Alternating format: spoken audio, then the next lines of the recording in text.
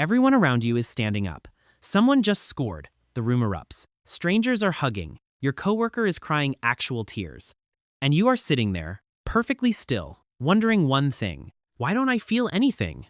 You tried. You really did. You watched the games. You learned the names. You nodded along at the right moments. You wore the jersey once. You went to the watch party. But somewhere underneath all of it, you felt like an actor reading someone else's lines.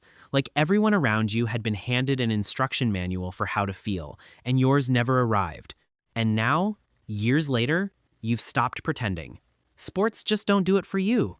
And somehow, in a world where entire weekends are organized around games, where coworkers bond over scores, where family dinners run on match commentary that makes you the strange one. But what if it doesn't mean something is wrong with you? What if it means something very specific is right? Stay with me.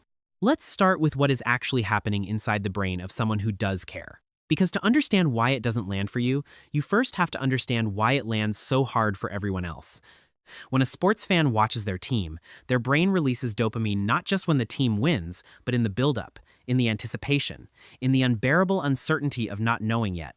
Neuroscientists Schultz, Dayan, and Montague showed that the dopamine system responds most intensely not to rewards themselves, but to the gap between what you expected and what you actually got.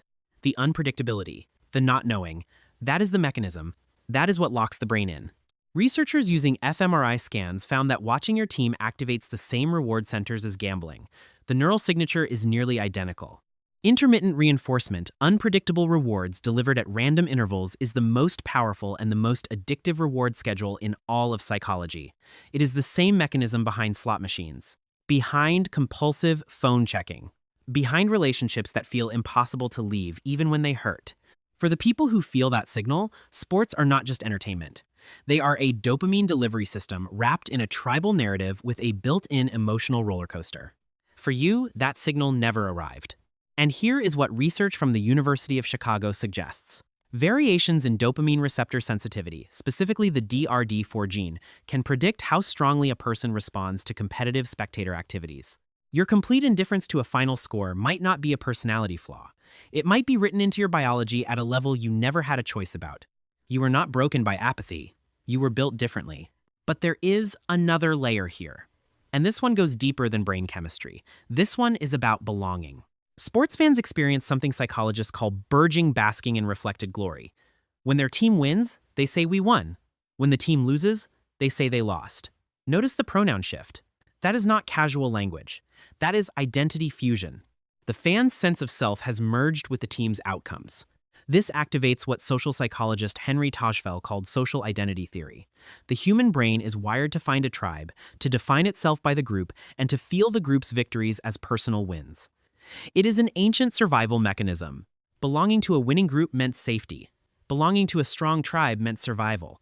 The brain never fully updated that software. A 2019 study published in the Journal of Sport and Social Issues found that people with low sports interest showed significantly less us versus them thinking. They were less reactive to out-group threats, less likely to need collective wins to feel whole, less dependent on external group performance to regulate their self-esteem. In other words, your identity was never looking for that kind of scaffolding. You were not built to borrow meaning from someone else's performance on a field you were never standing on. But here is the part that nobody talks about. Growing up like this carries a quiet weight that most people never name. Maybe you were 12 years old in a room full of people who knew every player's name, every statistic, every moment from a game you had not watched. And you sat there, smiling, nodding, saying the right things at the right moments, while feeling something that was not quite loneliness but was close enough to recognize. Not because you were antisocial, not because you did not want to connect, but because the primary language everyone was speaking was not yours. And you did not know if that was fixable. You did not know if you were supposed to feel broken about it. Psychologist Roy Baumeister found that the need to belong is one of the most powerful and most consistent human motivators, second only to physical survival. When the dominant social currency in a room is something you cannot feel, no matter how hard you try, the result is not just boredom. It is a low, quiet kind of invisibility. The particular loneliness of being surrounded by people who are all having the same experience together and sitting just outside it. And what makes it worse is that nobody around you can explain it. They just look at you like something obvious is missing, like you skipped a step in becoming a person. You did not skip a step. You took a different road. Here is where the science becomes something worth holding on to.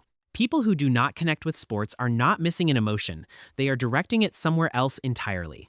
A 2021 study in the journal Personality and Individual Differences found that people with low sports interest scored significantly higher in openness to experience one of the 5 core personality traits, and the one most strongly linked to creativity, intellectual curiosity, and aesthetic sensitivity.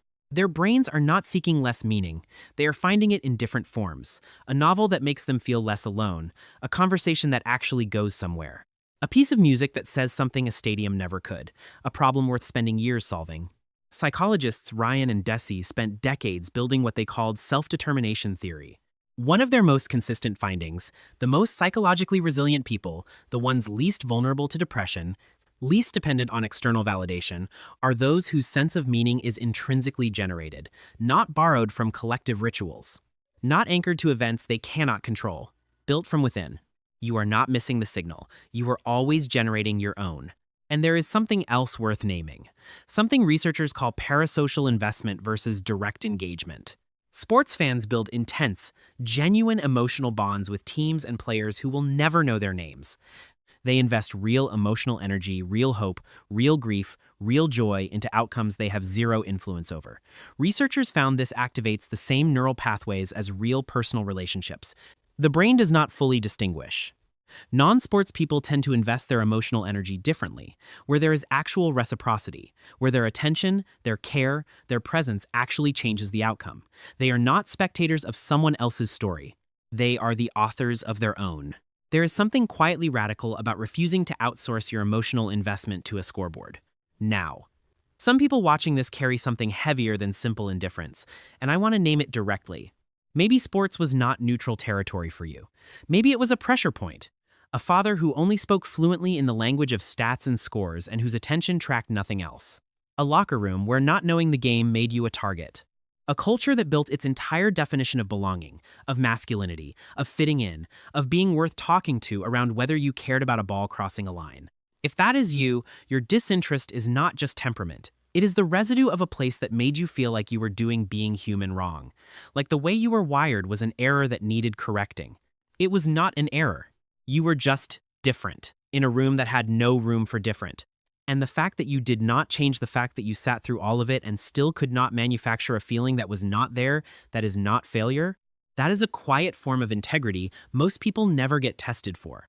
Here is what I need you to understand about how the brain actually works. The brain does not stop searching for meaning. It does not stop craving narrative, tension, the electric uncertainty of not knowing how something ends. It just searches in different directions. One person finds it in a championship run. Another finds it in a book that permanently shifts how they see the world. In a relationship that slowly becomes the place they most want to be. In a creative project built from nothing, where the final score is something no one else can measure. A 2020 longitudinal study from the University of Rochester found that intrinsic motivation, motivation that comes from within, predicts long-term well-being more reliably than any external achievement or social belonging measure. The people who found their meaning internally were more resilient, more adaptive, and reported deeper satisfaction, not louder satisfaction, deeper. Harvard's 5-year study of adult development, the longest-running study on human happiness ever conducted, did not find that sports fans lived longer or happier. It found that depth of connection did, depth of engagement. The quality of presence a person brought to their own life. So if you have never felt the roar of a stadium in your chest, that is not absence. That is space. Space you did not fill with borrowed noise. Space you filled with something else, something quieter, something that is actually yours. You are never missing the game. You are already playing a different one with higher stakes, less crowd, and no scoreboard anyone else can read. And if someone in your life has ever made you feel like you were less for not caring, less fun, less connected, less of a person, I want you to hear this clearly. You are not less. You are just elsewhere, investing in something that does not come with a halftime show, living in a way that does not need a stadium full of witnesses to be real. That is not a flaw, that is freedom. If this found something in you today, leave a quiet comment below. I read every single one. And if you know someone who has always felt like the strange one in the room full of fans, send them this. Sometimes the most important thing is just hearing that someone understands. Protect your peace.